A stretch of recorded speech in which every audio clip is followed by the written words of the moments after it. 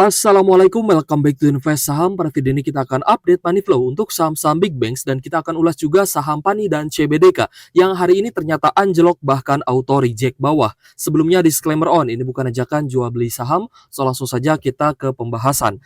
Jadi hari ini IHSG mendadak ambles guys ya, 0,34% close di 7.232 meskipun hari ini sempat naik ke 7.320-an. Dan kita lihat hari ini juga masih ada inflow yang positif ya dari investor asing. Untuk market reguler hari ini net buy 14,6 miliar, sedangkan di all market 18 miliaran inflow positif dari asingnya. Dan hari ini kita pun melihat ya bahwa banyak sekali saham-saham konglomerasi yang mengalami koreksi. Bahkan saham afiliasi aguan hari ini turun dan juga ARB atau auto reject bawah. Nah, kita akan coba ulik guys ya kenapa saham PANI dan CBDK hari ini sampai anjlok dan bahkan auto reject bawah. Sehingga hari ini kita lihat ada antrian jual 20 miliar nyangkut di saham PANI, imbas sahamnya terkena ARB. Oke, jadi kita akan awali analisa kita dengan saham PANI dan kita akan gunakan aplikasi Stockbit Sekuritas, aplikasi saham terbaik yang saya gunakan untuk berinvestasi. Dan jika teman-teman ingin menggunakan fitur-fitur yang lengkap yang ada di Stockbit, silahkan teman-teman daftar dengan link yang ada di kolom deskripsi ya. So, kita lihat untuk saham PANI, hari ini turun auto reject bawah ya 19,89%, close di 11.075 rupiah per sahamnya. Dan kita lihat hari ini hari Kamis ya 23 Januari 2025, ternyata dari all investor ini ada big distribution. Nah, teman-teman bisa langsung melihat average atau rata-rata akumulasi ataupun distribusinya ini dengan fitur broker summary dan juga bandar detektor yang ada di Stockbit. Dan selalu saya gunakan ya dalam analisa saham untuk teman-teman. Dan sebenarnya saya pun sudah pernah bahas saham PANI ini guys. Jadi saya sudah bahas saham PANI itu di tanggal 21 Januari 2025 ya ketika PANI-nya terkoreksi. PANI anjlok karena retail FOMO. Ini adalah hasil ya dari analisa yang kita lakukan ya guys ya pada tanggal tersebut. Sehingga kita melihat adanya potensi PANI ini bisa turun lebih dalam lagi. Tapi saya juga cukup bingung ya kenapa investor retail ini masih FOMO bahkan sampai saat ini pun investor retail masih banyak mengakumulasi saham PANI. Ya ada XLP, DCC, lalu kita lihat juga ada XC, juga YP dan juga MG. Dan kalau misal teman-teman perhatikan ya dari average pembeliannya atau rata-rata harga pembelian itu di sekitar 12.300 ya guys ya sampai 12.500-an. Ini adalah harga rata-rata yang saya yakin cukup tinggi dan sebenarnya PANI ini membuat investor retail itu FOMO. Ya, alasannya simpel karena ada salah satu influencer yang sering cuan besar ya di saham PANI. Ini dia ibaratnya di setiap podcast itu selalu membicarakan saham PANI atau the next PANI itu apa gitu guys ya. Sehingga banyaknya yang terinfluence untuk beli saham PANI. Tapi yang teman-teman mungkin ya tidak perhatikan adalah influencer tersebut dia cuan karena beli saham PANI di harga bawah. Nah, itu dia yang menyebabkan sebuah pembelian ya atau average harga saham itu bisa menguntungkan karena dia belinya di harga bawah guys. Jadi untuk teman-teman yang coba-coba ikut-ikutan ya guys ya beli saham di harga tinggi bahkan di harga pucuk, nah itulah yang harus teman-teman perhatikan dan sebenarnya harus kalian hindari dan jangan dibiasakan guys. Ini harus teman-teman ingat ya, belilah saham bagus di harga bawah bukan beli saham bagus di harga pucuk. Lalu mungkin akan banyak pertanyaan ya. Jadi untuk beli PANI ini bagusnya di harga berapa?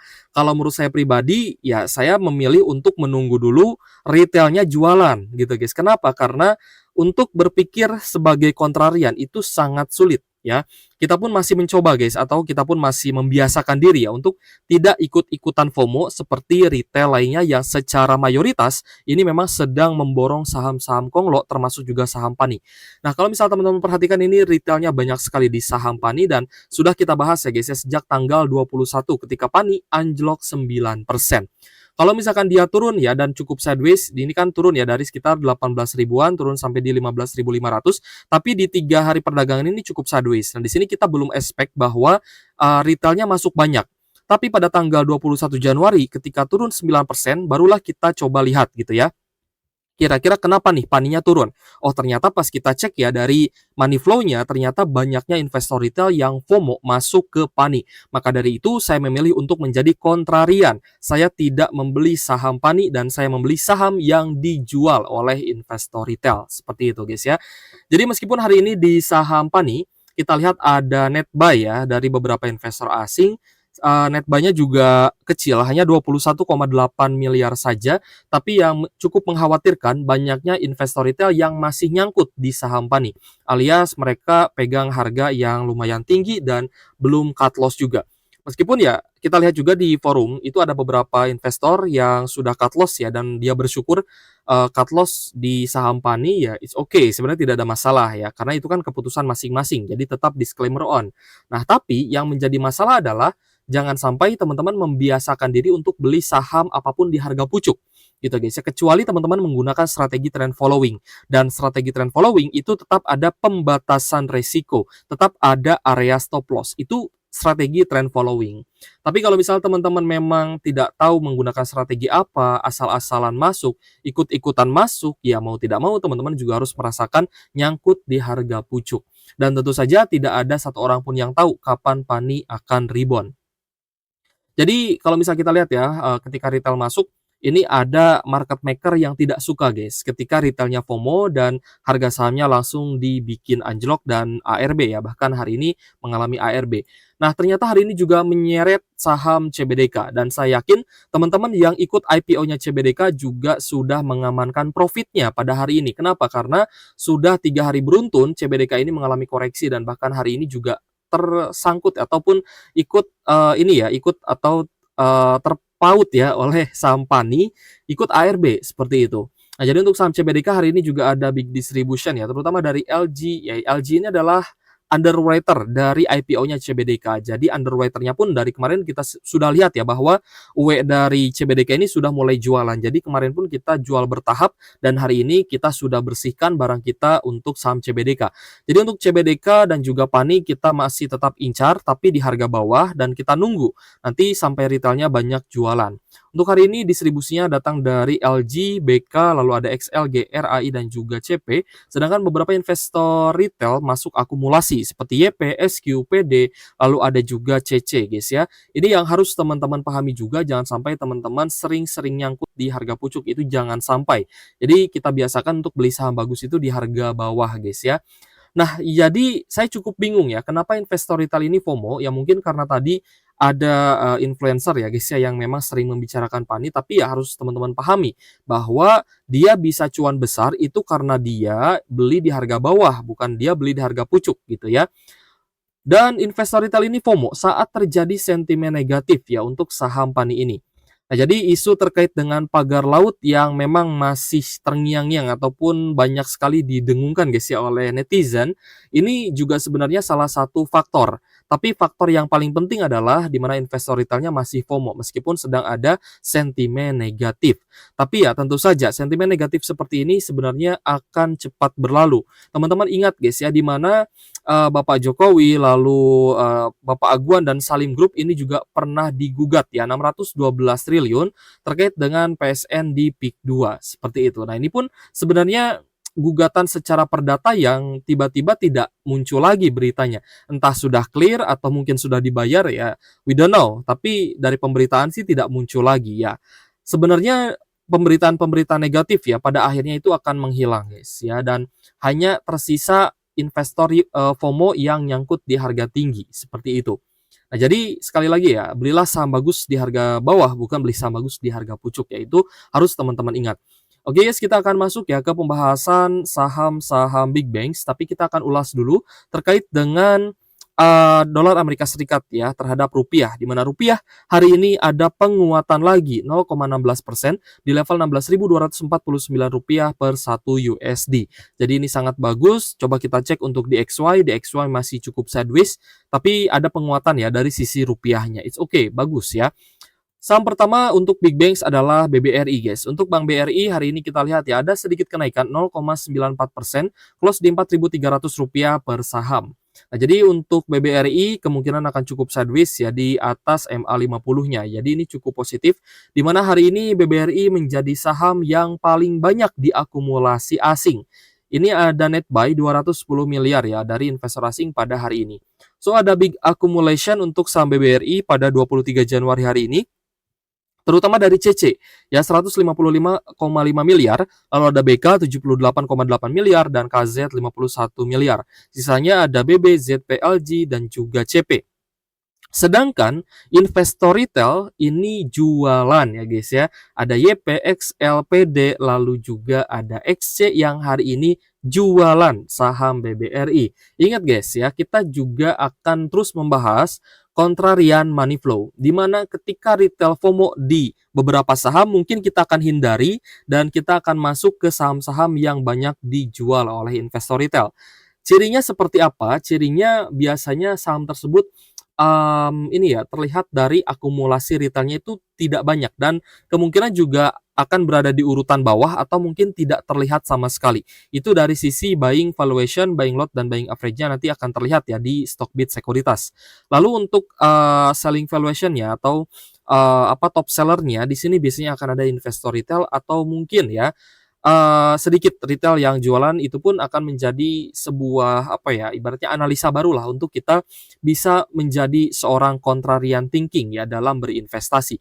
Itu sangat bagus. Kenapa? Karena ada potensi saham-saham big banks ini malah bisa lanjut uptrend. Karena kita lihat banyaknya sentimen yang positif terlepas dari laporan keuangan yang mungkin ya untuk saham BBRI ini akan cukup stagnan, tapi kita yakin bahwa akan banyak sentimen positif ke depannya. Jadi untuk saham BBRI, saya dan teman-teman juga masih hold ya untuk saham BBRI-nya, dan kita masih masih terus melakukan DCA, dollar cost averaging. Kalau misalkan pun turun lagi, kita pun akan tetap tambah muatan guys ya, karena ya kembali lagi kita akan coba menerapkan contrarian thinking dalam analisa money flow yang kita lakukan. Selanjutnya adalah saham Bank Mandiri guys. Untuk BMRI juga menjadi saham kedua yang paling banyak diakumulasi asing pada hari ini. Meskipun kita lihat ya, kenaikan Bank Mandiri ini tipis, hanya 0,4% saja, close di Rp6.175 per sahamnya. Dan hari ini ada big akumulasi, terutama dari RX 152 miliar, DX 116 miliar, sisanya ada AK, LG, CP di bawah 100 miliaran. Jadi hari ini net buy 107 miliar dari investor asing untuk saham Bank Mandiri. Jadi untuk BMRI, kalau misalkan ada koreksi mungkin kita akan tunggu di sekitar 6 ribuan guys ya. Kita coba nawar nih di 6 ribuan. Siapa tahu dikasih harga murahnya lagi.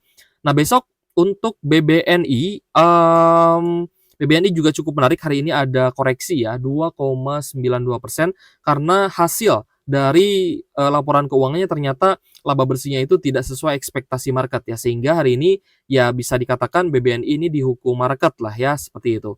Dan memang sudah overbought atau jenuh beli, jadi wajar BBNI bisa koreksi. Hari ini ada distribusi ya, terutama dari BK, YU, AK dan juga XA dengan net sell 45,8 miliar untuk BBNI-nya. Sedangkan untuk BBCA ya, untuk Bank BCA mencetak laba bersih sebesar 54,8 triliun di tahun 2024, tumbuh sekitar 12,7% ya, nyaris mencapai 13%-an.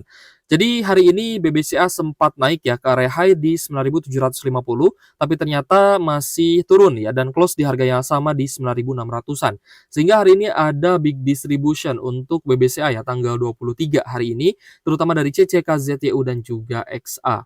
Dan kita lihat hari ini BBCA ada net sell asing yang cukup besar, itu 278 miliar ya guys ya net sell asingnya. Yang terbesar adalah CC, KZ dan juga YU sebagai top seller hari ini di saham BBCA. Nah, di sini kita melihat ternyata beberapa investor retail mulai jualan guys, mulai menyerah nih. Ada XC ya guys ya yang mulai jualan saham BBCA meskipun belum terlalu besar. Tapi kebanyakan retail masih akumulasi. Ada NIYP, lalu ada XL dan juga PD, lalu ada EP juga gitu guys ya. So, untuk saham BBCA sebentar lagi mungkin akan rebound ya jika investor retailnya melepas BBCA ini. Jadi ya untuk saham-saham big bank sih kita masih cukup optimis ya sebenarnya. Tapi kembali lagi ke teman-teman, saham apa yang kalian yakin akan naik itu juga sebenarnya akan kalian hadapi ya. Entah itu dia akan ada normal correction, Tapi seberapa yakin teman-teman bisa tambah muatan ataupun masuk dengan nominal yang besar terhadap saham tersebut. Nah, itu pun sebenarnya menjadi hal yang harus diperhatikan dalam berinvestasi. Jadi, poin pentingnya adalah jangan beli saham bagus di harga pucuk. Belilah saham bagus di harga murah, guys ya. Oke, sekali lagi untuk teman-teman yang ingin menggunakan fitur-fitur yang lengkap yang ada di Stockbit, silahkan teman-teman daftar dengan link yang ada di kolom deskripsi. Terima kasih sudah menonton dan semoga bermanfaat untuk teman-teman. Thank you for watching. See you on the next video. Wassalamualaikum warahmatullahi wabarakatuh.